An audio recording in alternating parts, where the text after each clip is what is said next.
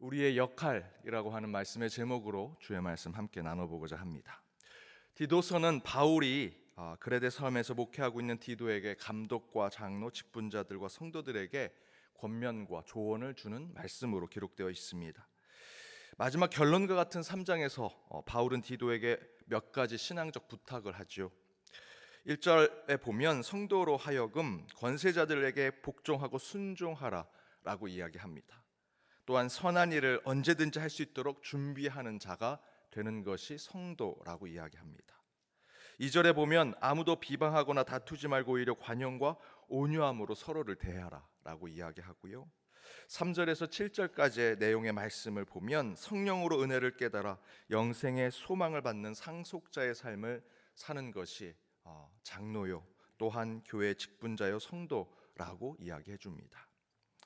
그러면서 그렇게 하기 위해 성도들이 어떻게 신앙을 지켜야 하는지 조언하고 또한 권면한 후에 그 후반절에 보면 성도들의 역할이 그러면 무엇인가, 그런 신앙의 삶, 그 권면을 받고 우리는 어떻게 성도로서의 역할을 가지며 살아갈까를 이렇게 설명합니다. 8절에 보면 하나님을 믿는 사람들은 선한 일을 하도록 힘써야 하고, 9절에 보면 어리석은 변론과 족보의 이야기, 분쟁과 율법에 대해서는 그 다툼을 피해야 한다. 그리고 10절과 11절에서는 분열을 조장하는 이단에 속한 사람들을 훈계하고 타이르되 말이 통하지 않으면 상종하지 말고 멀리하라 라고 우리의 역할을 알려주십니다. 특별히 8절에서 11절에서 더욱 유심히 보아야 할 우리의 역할은 당연히 믿는 자들이니 선한 일을 힘쓰는 것은 맞지만 절대로 우리가 순둥이, 착한 사람, 그런 곳에서만 머물러서는 안 된다라고 바울은 디도에게 강력하게 권면하고 있습니다. 교회 다니고 크리스찬이니 늘 착하겠지, 선하겠지, 좋은 말만 하겠지라는 것에만 머물러서는 안 된다. 그 역할에서만 끝나서는 안 된다라고 얘기합니다. 먼저는 다툼이 될 만한 것에 변론하거나 대화하거나 논쟁하지 말라라고 얘기합니다. 그리고 그 다음에 분열을 조장하는 이단이나 이단 같은 주장을 하는 이들에 대해서는 먼저는 저희들이 갖고 있는 사람들의 인식 가운데 물론 착하고 선하게 그를 대해야 되지만, 마냥 우리가 잘해주고 선을 그냥 베푼다면 그들의 마음이 돌아설 것이냐? 그렇지 않다는 것이죠. 훈계하고 타이르는 것에만 빠져 있어서는 안 된다라고 바울은 충고하고 있습니다. 곧 그리스도인들도 잘못한 것에 대해서 단호하되 지혜롭게 대응하는 것이 필요하다라는 것이 오늘 본문의 말씀입니다. 여기서 그리스도인이 마냥 착한 사람, 이래도 되고 저래도 다 되는 좋은 사람이 아니라 하나님 질서에 맞지 않는 것에 대해서는 지혜롭고 단호하고 아주 강하게 대응하는 자가 되어야만 교회를 지킬 수 있다라고 이야기하고 있습니다. 그렇다면 그에 대한 저희 그리스도인들이 가져야 할 우리의 역할은 무엇일까? 저는 세 가지로 함께 나눠보고자 합니다. 그 첫 번째는 선한 행동과 긍정적인 대응에 상대방의 마음을 바꿔야 한다. 상대방의 마음을 바꾸기 위해서 먼저는 앞에서 말씀드렸던 대로 크리스찬들은 착한 사람이야, 선한 사람이야 라는 것을 지키고 유지하는 것입니다. 베드로전서 3장 16절에서 17절에 이렇게 얘기합니다. 우리 함께 읽어보겠습니다. 선한 양심을 가지라. 이는 그리스도 안에 있는 너희의 선행을 욕하는 자들로 그 비방하는 일에 부끄러움을 당하게 하려 함이라. 선을 행함으로 고난받는 것이 하나님의 뜻이신데 악을 행함으로 고난받는 것보다 나으니라. 상대가 나를 욕해도 선행을 보이고 선으로 악을 이기라고 하는 바울의 말씀을 그대로 행한다면 도리어 상대방이 부끄러움을 당하게 될 것이다. 어떤 상황에서는 우리가 끝까지 크리스찬이 선이고 또한 선한 사람이고 착한 사람인 것을 보일 때, 악의 앞에 있을지라도 선으로 그를 끝까지 대할 때 하나님께서 그를 부끄럽게 만들어 주실 것이고 끝내 그 선이, 그 착함이 통하게 될 것이다 라는 말씀이죠. 작고하신 김대중 대통령은 북한에 대한 정책으로 햇빛 정책을 펼친 적이 있습니다. 쉽게 말해서 계속 햇빛을 쬐면 그 가운데 북한이 언젠가 두껍게 입던 옷을 벗고 대화의 자리에 나와서 쇄국 정책을 펴 나라의 문을 꽁꽁 닫는 것을 열게 될 것이다. 저는 그것에 대해서 정치적인 평가로 이 자리에서 할 생각이 전혀 없습니다. 그럴 필요도 없고요. 단 여러분이 아시는 대로 이 김대중 대통령이 펼쳤던 핵벽 정책이 그 당시에도 호불호가 있었다라는 것입니다. 좋아하는 사람, 싫어하는 사람, 그것이 잘 되기도 했고요. 실제로 그렇지 않은 것도 나타났었죠. 이것처럼 우리 신앙에서도 마냥 착한 사람처럼 늘 햇볕을 비추고 늘 웃는 것이 우리 크리스찬의 역할이라 할 수 있을까? 물론 우리는 늘 선한 영향력을 보이는 자들이 되어야 합니다. 그러나 교회를 파괴하고 하나님이 주시는 자유와 평등, 사랑과 화해의 세상, 그리고 하나님께서 우리에게 주신 가장 작은 교회를 파괴하고자 하는 사단의 전략은요, 아주 교모합니다. 치밀하고 매우 악하고 집요하게 다가옵니다. 그런데 우리는 그저 기도하고 사랑하고 축복한다? 그래서 될까요? 그러면 언젠가 항상 실패하게 될 것입니다. 사단은 악하게, 귀신은 우리에게 무섭게 다가오는데 저와 여러분이 아는 찬양이 당신은 사랑받기 위해 라는 찬양밖에 몰라서 그 사단과 귀신 앞에 당신은 사랑받기 위해 태어나, 이런 찬양 불러야겠습니까?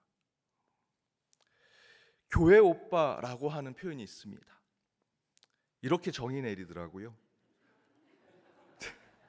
제가 교회 오빠를 찾는데 이분들 막 어느 권사님들이 이분 중에 한 분에게 오빠 그러더라고요. 70 넘으신 분한테.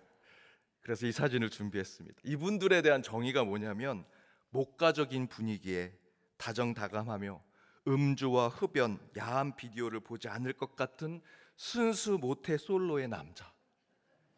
이게 교회 오빠의 정의라고 합니다. 이런 모습이 기독교의 전부라고 생각해서 모든 것을 다 착한 교회 오빠처럼 선을 행하고 착함을 행동해 간다면 물론 우리는 어느 정도의 영향력은 보여줄 수 있겠지만 여러분, 한계가 있습니다. 따라서 착함과 선함으로 대응해야 될 사람들이 있다면 그렇게 나아갈 필요가 있지만 우리는요, 때로는 굳건하게 교회와 복음을 또 그 진리를 지키고 수호할 필요가 있는 것이죠. 그때는 다른 우리의 역할이 필요합니다. 그렇다면 그 잘못된 것에 대항하는 그리스도인들의 또 다른 지혜로운 대응의 모습, 역할의 모습은 무엇일까? 상대방의 잘못을 단호하게 지적해서 깨닫게 하고 고치도록 만드는 것이다. 오늘 본문 8절에 이렇게 기록되어 있습니다. 함께 읽어보겠습니다.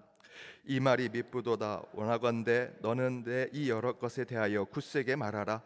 이는 하나님을 믿는 자들로 하여금 조심하여 선한 일을 힘쓰게 하려 함이라. 이것은 아름다우며 사람들에게 유익하니라. 굳세게 말하다라고 하는 오늘 이 본문에 나오는 표현은 디아베바이우스다이라는 헬라어로 쓰여져 있습니다. 확신이 있어서 얘기하고 강조해서 얘기하라라는 뜻입니다. 굳세게 말하라, 알아듣도록, 정신 차리도록, 깨닫도록 말하라라는 것이죠. 왜 그렇게 말하라 하는 것입니까? 그렇게 말함으로써 잘못된 길로 나아가는 하나님의 사람들, 하나님을 믿는 자들이 더 선한 일을 하고 죄를 깨닫고 유익한 하나님이 원하시는 길로 나아갈 수 있도록 만들게 하기 위해서. 여러분, 운동을 배우는데 가장 중요한 것은 여러분 운동하는데 그 운동의 실력이 점점 늘어나는 것 아니겠습니까? 그 실력이 점점 늘어나기 위해서는요, 그저 나 잘한다고 칭찬만 받는다고 절대 늘지 않습니다. 잘못된 것을 지적받고 나쁜 습관을 고쳐야만 운동의 실력도 늘어나는 것이죠. 그것을 바꿀 수 있는 방법이 무엇입니까? 누군가가 내가 잘못된 습관과 버릇을 보고 고쳐주는 것입니다. 이렇게 하면 안 됩니다. 손을 이렇게 돌리시면 안 됩니다. 발을 거기다 대시면 안 됩니다.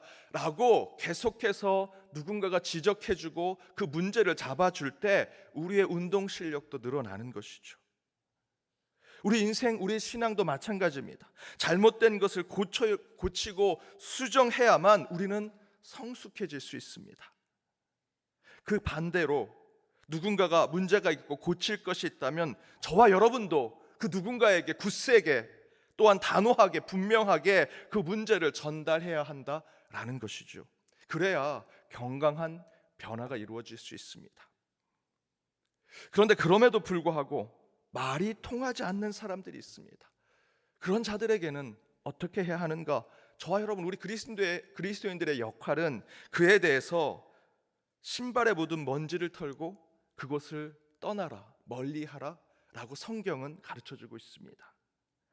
곧 선으로 마음을 바꾸게 하고, 때로는 선으로, 착함으로 그 마음이 바꿔지지 않으면 단호하고 굳세게 그에게 잘못을 지적하는 것, 회개케 하는 것, 그것조차 되지 않는다면 오늘 본문의 10절과 11절의 말씀처럼 오히려 그들을 멀리하라 라고 얘기하십니다.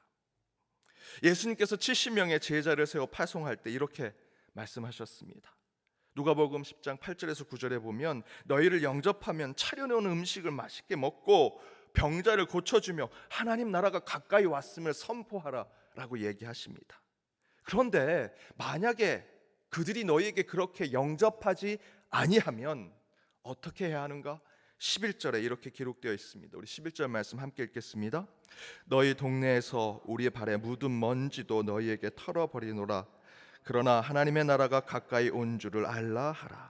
그러면서 예수님께서 이렇게 말씀하시죠. 16절 말씀 함께 읽겠습니다.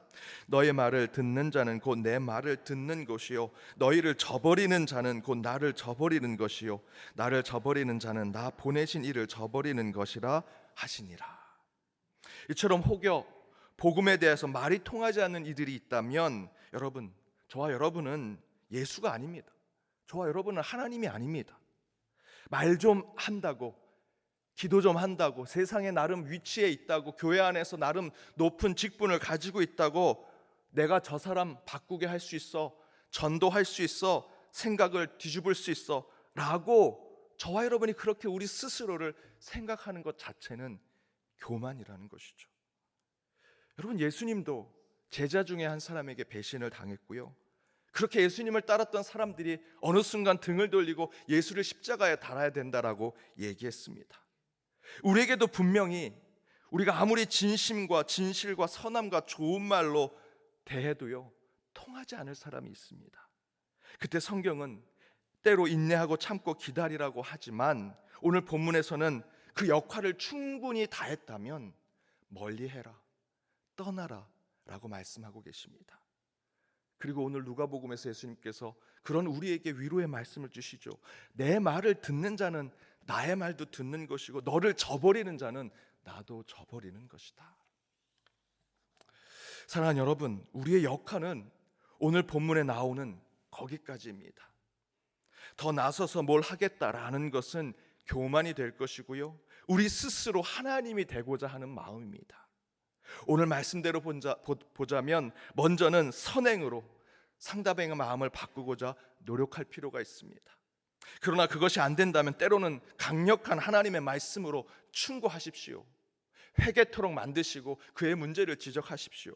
하지만 그것도 되지 않을 때는 우리는 우리가 해야 할 역할까지만 충실하고 그곳에 신발에 먼지를 털고 돌아서는 자가 되어야 합니다.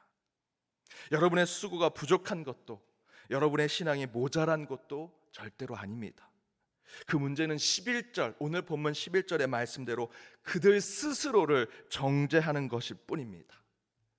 그들을 잘 이끌고 보려고 하는 저와 여러분의 그 신앙의 문제가 아니라 그들의 문제가 되어야 한다라는 것이죠. 여러분, 물론 복음을 전하고 바른 그리스도인으로 살고자 하는 것에 최선을 다하셔야 합니다. 그러나 우리는 하나님이 주신 역할이 있음을 깨닫고 그 이상도 그 이하도 아닌 내게 주어진 신앙의 몫에 최선을 다하고 충실할 때 하나님께 인정받는 삶을 살아가게 되리라 믿습니다. 여러분의 역할이 어디까지인지 오늘 이 시간 기도하며 하나님의 부르심에 응답하는 오늘이 되기를 주님의 이름으로 축복합니다. 우리 함께 찬양으로 결단하며 기도하길 원합니다. 주님, 제가 여기에 있습니다. 저를 보내주십시오. 그러나 그 역할이 어디까지인지 오늘 구체적으로 더욱더 주님 앞에 기도하며 나아가는 시간이 되기를 간절히 바랍니다. 함께 찬양하시겠습니다.